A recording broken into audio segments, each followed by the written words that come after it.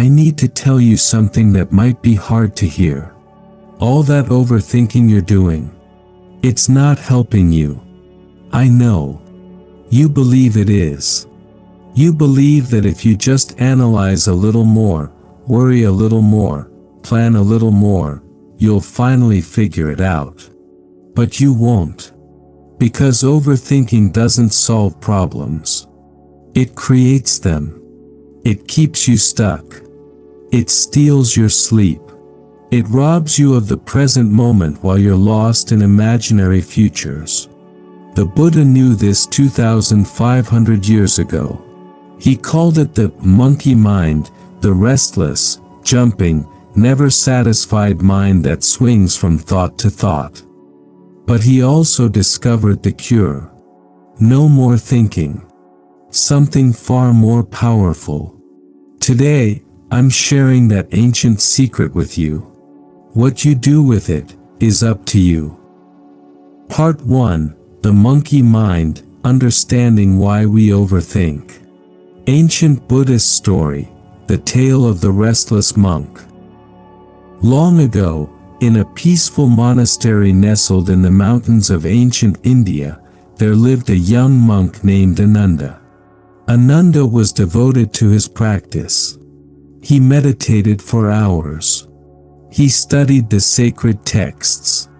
He followed every rule with perfect precision. But Ananda had a problem.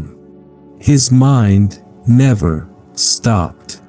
During morning meditation, instead of focusing on his breath, he would think about whether his posture was correct. Are the other monks watching me? Am I sitting straighter than they are? What if the teacher thinks I'm not trying hard enough?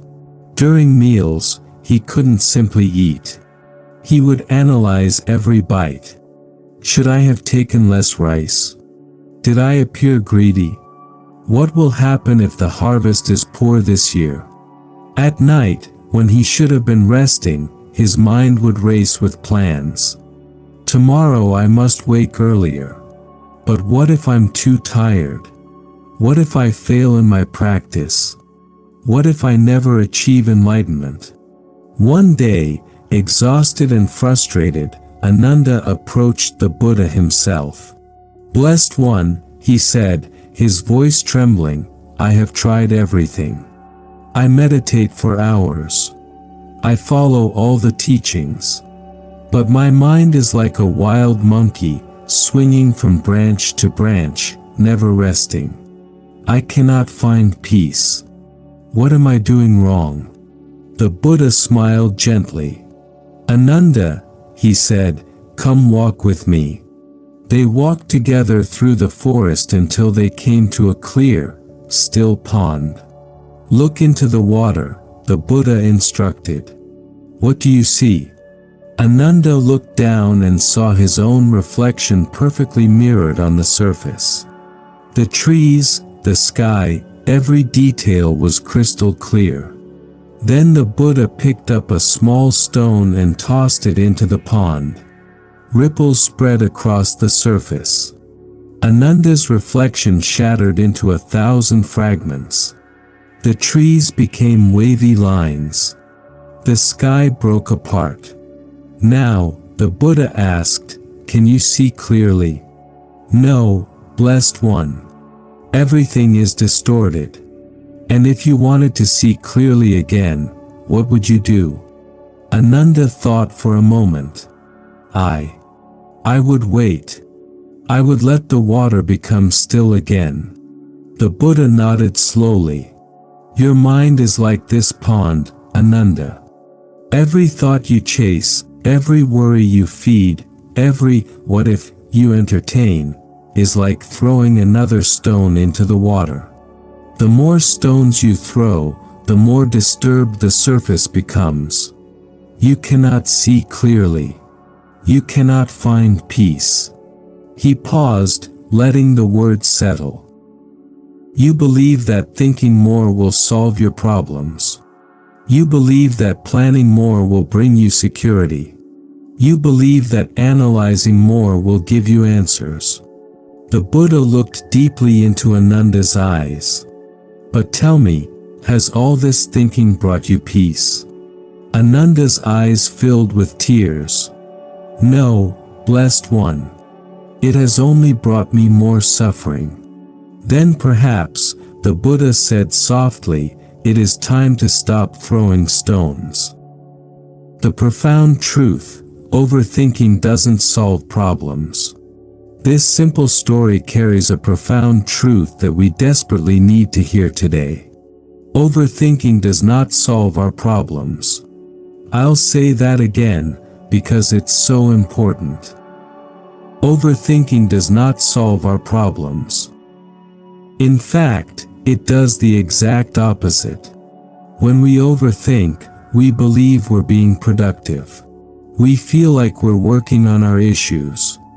We convince ourselves that if we just analyze a little more, plan a little more, worry a little more, we'll finally find the answer. But here's what actually happens. Overthinking becomes a distraction from the task at hand. Instead of taking action, we get lost in endless mental loops. Instead of solving problems, we create new ones in our imagination. Instead of moving forward, we stay paralyzed by analysis. The Buddha taught this in what we call the parable of the second arrow. He said, in life, we cannot always control the first arrow. That is the pain that comes to us, the difficulties, the challenges, the uncertainties. But the second arrow, that is the one we shoot at ourselves through our own reactions, our worries, our overthinking. And this second arrow often causes more suffering than the first. Think about that for a moment. How many times have you suffered more from worrying about a problem than from the problem itself? How many sleepless nights have you endured, imagining disasters that never happened? How much energy have you wasted, analyzing conversations that the other person has already forgotten? This is the nature of overthinking. It promises solutions but delivers only more suffering. Part 2, The Modern Overthinker, a Story of Our Times. When the Mind Becomes a Prison, Sarah's Story. Let me share with you a story that might sound familiar. Sarah was a successful marketing manager in her mid-30s. She had worked hard for years, climbing the corporate ladder, earning respect from her colleagues, building what looked like a perfect life. But inside, Sarah was drowning. Every day, she would wake up with her mind already racing. Did I send that email correctly yesterday? Should I have worded it differently? What if my boss misunderstood? What if she's upset with me? What if I get passed over for the promotion? What if I lose my job? What if I can't pay my mortgage? What if? By the time she got out of bed, she was already exhausted. At work, she couldn't focus on what was in front of her. During meetings, instead of listening, she would be analyzing what she had said 5 minutes ago. Did that sound stupid? Did I talk too much? Did I not talk enough? What are they thinking about me right now? At home, it was no better. She would replay conversations with her husband in her head, searching for hidden meanings, imagining problems that didn't exist. She would scroll through social media, comparing her life to others, creating elaborate narratives about how she wasn't good enough. And at night was the worst. She would lie in bed, her mind a whirlpool of what-ifs. What if I'm not a good mother? What if I'm failing at everything? What if my children grow up to resent me? What if I get sick?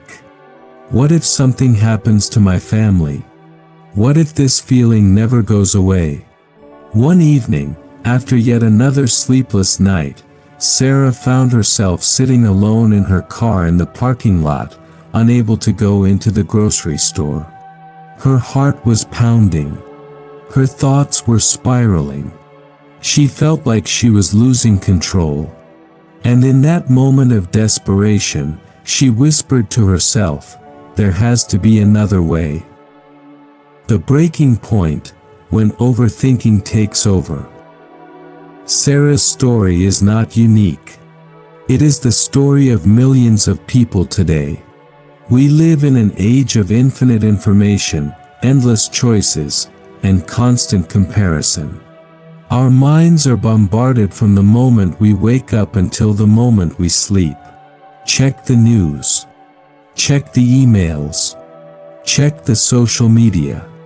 Check the messages. Plan for tomorrow. Worry about yesterday. Analyze everything.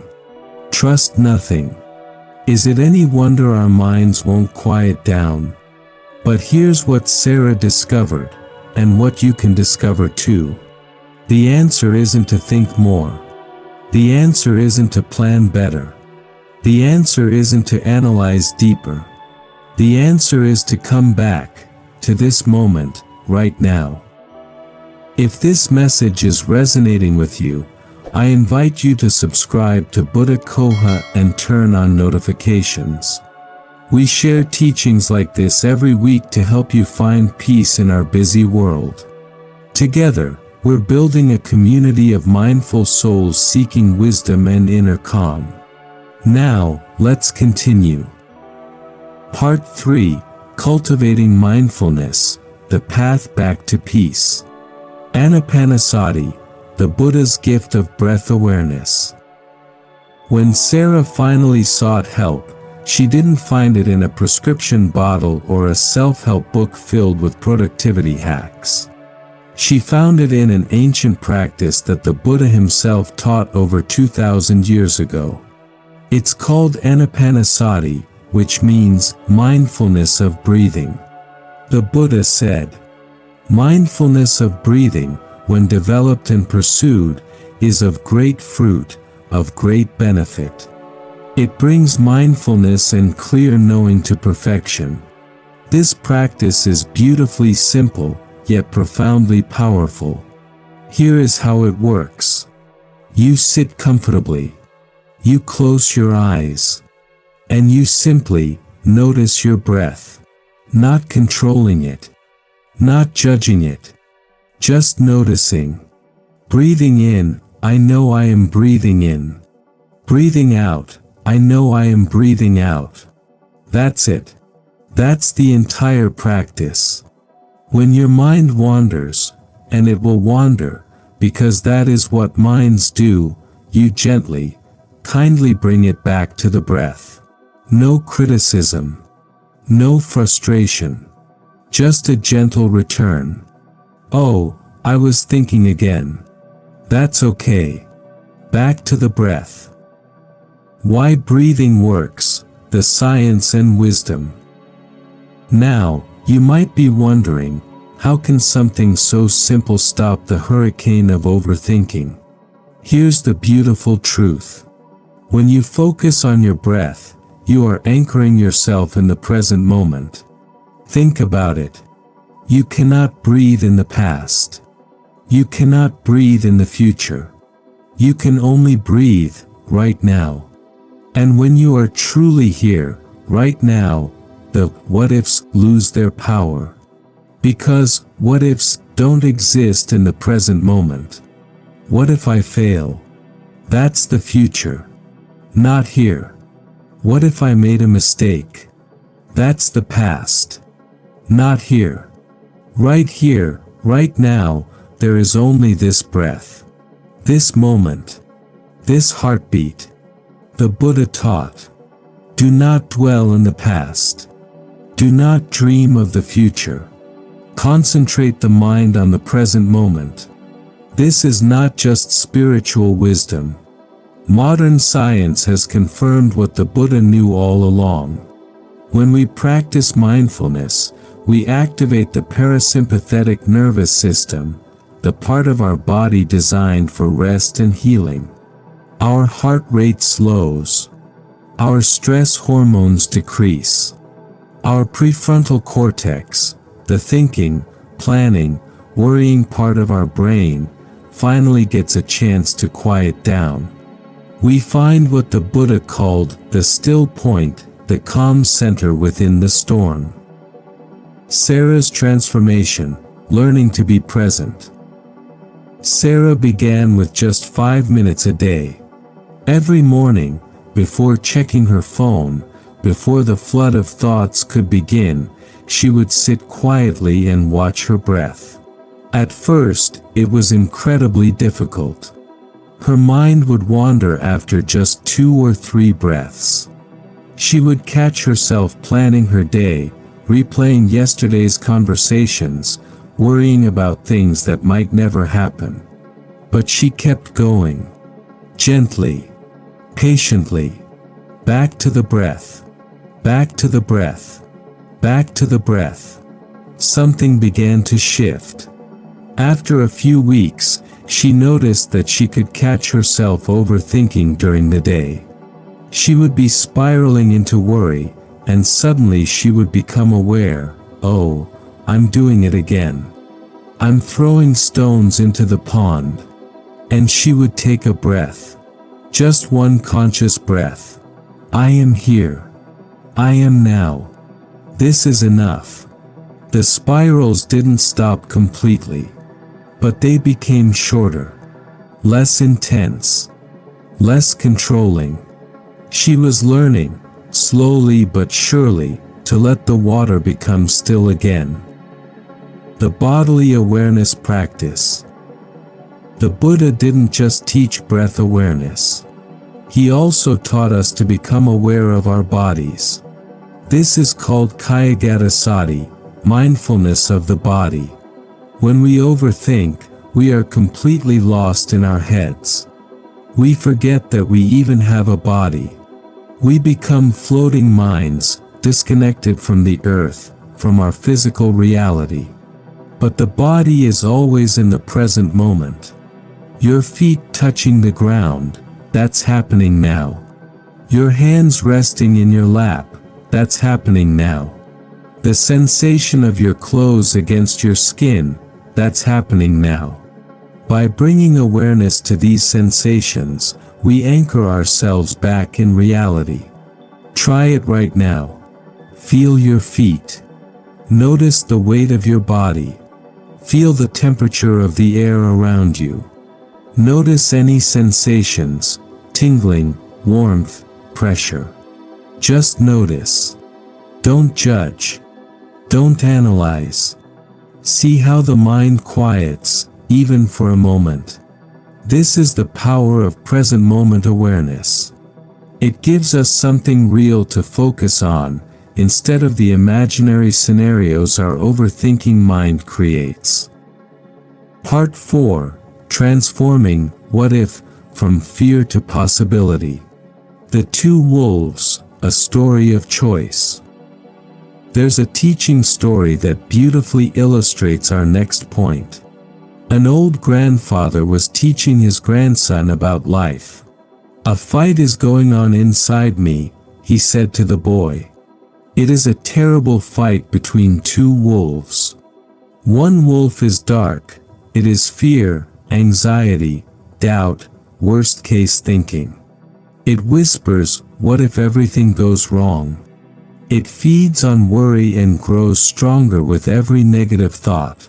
The other wolf is light, it is hope, courage, possibility, positive action. It whispers, what if everything goes right? It feeds on faith and grows stronger with every step forward. The grandson thought about this for a moment, then asked, Grandfather, which wolf will win? The old man smiled. The one you feed. Reframing, what if, with wisdom. Here is a powerful truth about overthinking. Most of our, what if, thoughts are negative. What if I fail? What if they reject me? What if something bad happens? What if I'm not good enough? We imagine worst-case scenarios with vivid detail. We play them over and over in our minds. We convince ourselves that disaster is just around the corner. But here's what we rarely do: we rarely ask the positive, what if, questions. What if I succeed? What if they love it? What if this is the best decision I ever made? What if I'm exactly where I'm supposed to be? The Buddha taught about right thinking, Samma Sankappa, as part of the Noble Eightfold Path. Right thinking means directing our minds toward thoughts that lead to peace, compassion, and liberation, rather than thoughts that lead to suffering. This doesn't mean being naive or ignoring real problems. It means recognizing that we have a choice about which thoughts we feed. A modern practice, transforming worry into wisdom. Let me share a practical technique that combines Buddhist wisdom with modern understanding. When you catch yourself in a negative, what if, spiral, try this. Step 1. Pause and breathe. The moment you notice the spiral, stop. Take 3 conscious breaths. This interrupts the pattern and brings you back to the present. Step 2. Name what's happening. Silently say to yourself, I notice I'm overthinking. I notice I'm imagining worst-case scenarios. This is just my mind doing what minds do. This creates distance between you and your thoughts. You are not your thoughts, you are the awareness observing them. Step 3. Ask the opposite question. For every negative, what if, ask a positive one. What if I fail? What if I succeed beyond my expectations? What if they judge me? What if they admire my courage? What if it goes wrong? What if it goes better than I imagined? Step 4. Focus on your best effort. The Buddha taught that we cannot control outcomes. We can only control our actions, our intentions, and our effort. Ask yourself, what is the best action I can take right now? What is one small step forward? Then take that step. This transforms the energy of worry into the energy of action. Sarah's breakthrough, embracing positive possibility. For Sarah, this was the final piece of the puzzle. She had learned to recognize when she was overthinking. She had learned to anchor herself in the present moment. But she still struggled with those what-if fears. One day, she was preparing for a major presentation at work. The old pattern started immediately. What if I freeze? What if I forget everything? What if they think I'm incompetent? What if I lose my job? But this time, something was different. She paused. She breathed. And then she asked herself, what if I do amazingly well? What if this is the presentation that changes everything? What if I inspire someone in that room? What if I'm more ready than I think? She felt something shift in her chest. A lightness. An opening. She realized she had been so busy imagining failure that she had never given success a chance to exist in her mind. And then she asked the most powerful question of all, what is the best version of myself going to do right now? The answer was clear: prepare thoroughly. Trust herself. Give her your best effort. And let go of the outcome. She did exactly that. And the presentation? It was the best she had ever given. Not because she stopped caring, but because she stopped letting fear control her. Part 5. The Wisdom of Letting Go, Finding Peace in Uncertainty. The Buddha's Teaching on Impermanence. We come now to one of the deepest teachings of the Buddha, the teaching on impermanence, or anicca. Everything changes. Everything passes. Nothing stays the same. At first, this might sound sad. But actually, it is profoundly liberating. When we overthink, we are trying to control the uncontrollable. We are trying to predict the unpredictable. We are trying to make permanent what is inherently impermanent. And this is why we suffer. The Buddha said, the root of suffering is attachment. When we are attached to a particular outcome, when we demand that things go exactly as we planned, when we cannot accept uncertainty, we set ourselves up for endless anxiety. But when we learn to hold things lightly, when we do our best and release our grip on outcomes, we find freedom. The story of the farmer and his horse. There's an old Zen story that illustrates this beautifully. A farmer had a horse that one day ran away. His neighbors came to console him. "What terrible luck," they said. The farmer shrugged. "Maybe." A week later, the horse returned, bringing with it 3 wild horses. The neighbors came to celebrate. "What wonderful luck," they said. The farmer shrugged. "Maybe." The next day, the farmer's son tried to ride one of the wild horses and broke his leg. The neighbors came with sympathy. "What terrible luck," they said. The farmer shrugged. "Maybe." A week later, the army came through the village, conscripting all young men for war. But the farmer's son, with his broken leg, was spared. The neighbors came in amazement. "What wonderful luck," they said. The farmer smiled. "Maybe." The wisdom of maybe. This story teaches us something profound. We don't know what any event truly means. We don't know if something is good or bad until much more of the story has unfolded.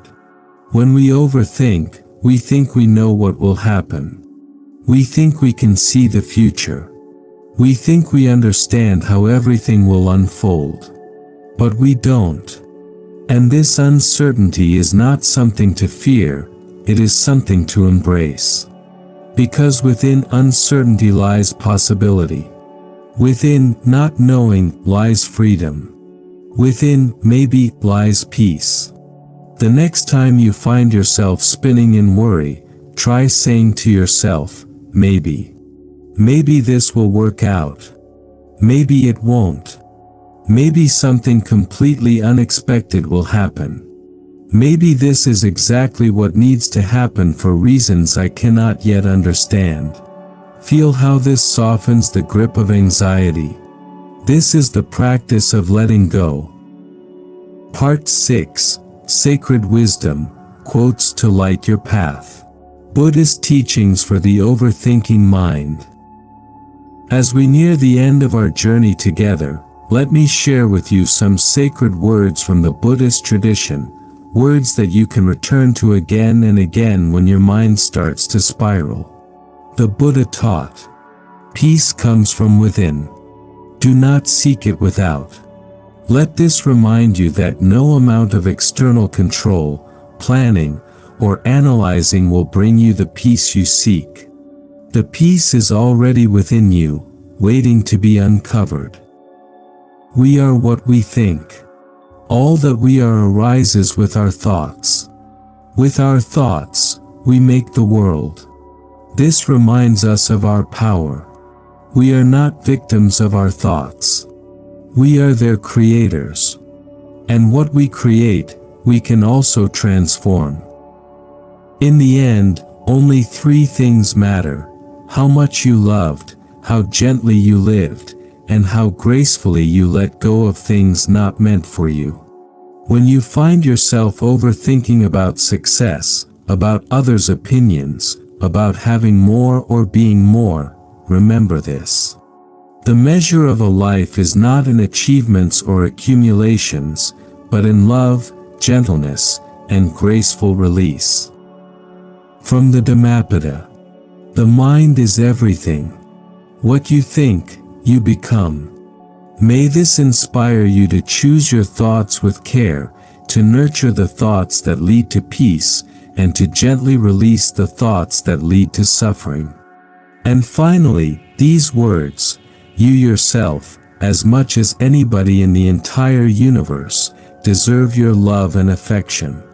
When you overthink, you are often being very hard on yourself.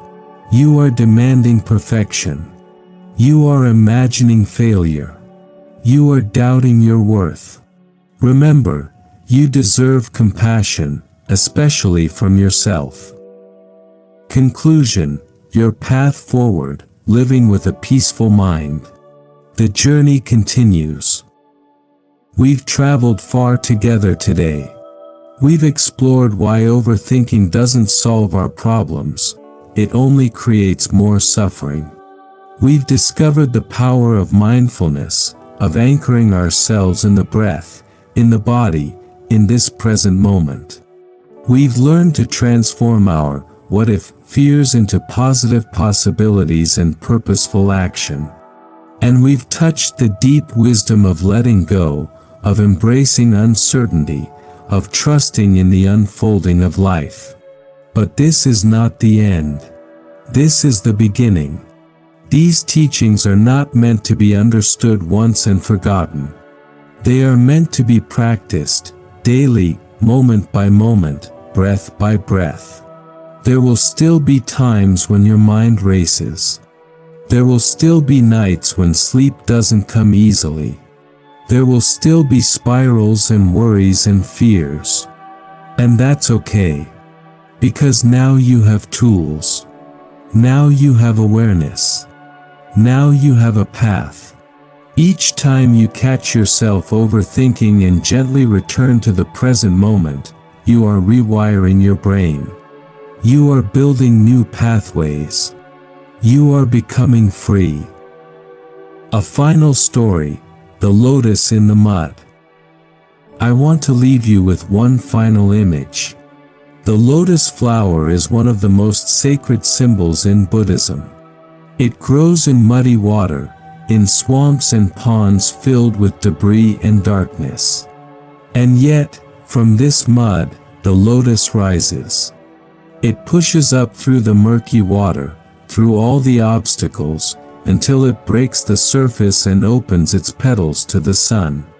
The mud does not stain it. The darkness does not defeat it. It transforms the mud into beauty. Your overthinking mind is the mud. The worries, the fears, the endless spirals, this is the murky water of human experience. But within you is the lotus. Within you is the capacity to rise, to transform, to bloom. Every time you pause and breathe, you are rising. Every time you choose the present moment over imagined futures, you are rising. Every time you meet yourself with compassion instead of criticism, you are rising. You are the lotus. And the mud is just the mud. Your invitation to peace. As you go forward from here, I invite you to start small. Tomorrow morning, before you reach for your phone, take 5 breaths. Just 5 conscious breaths, feeling the air move in and out of your body. When you notice yourself spiraling into worry, pause. Ask yourself, am I solving a problem, or am I just overthinking? If it's overthinking, come back to the breath. At night, before sleep, place your hand on your heart and say to yourself, I did my best today. And that is enough. These small practices, repeated with patience and love, will transform your life. And remember, you don't have to do this alone. If today's teaching has touched your heart, please subscribe to Buddha Coha and join our community of seekers walking this path together. Hit the notification bell so you never miss a new teaching. And if you know someone who struggles with overthinking, a friend, a family member, someone you love, please share this video with them. You never know whose life you might change. Leave a comment below sharing your experience with overthinking. How has it affected your life? What practices have helped you? Your story might be exactly what someone else needs to hear. Until next time, may you find peace in this moment. May your mind become still like water. And may you remember, always, that you are exactly where you need to be. Breathe in. Breathe out. You are here. You are now. You are enough. Namo Buddhaya.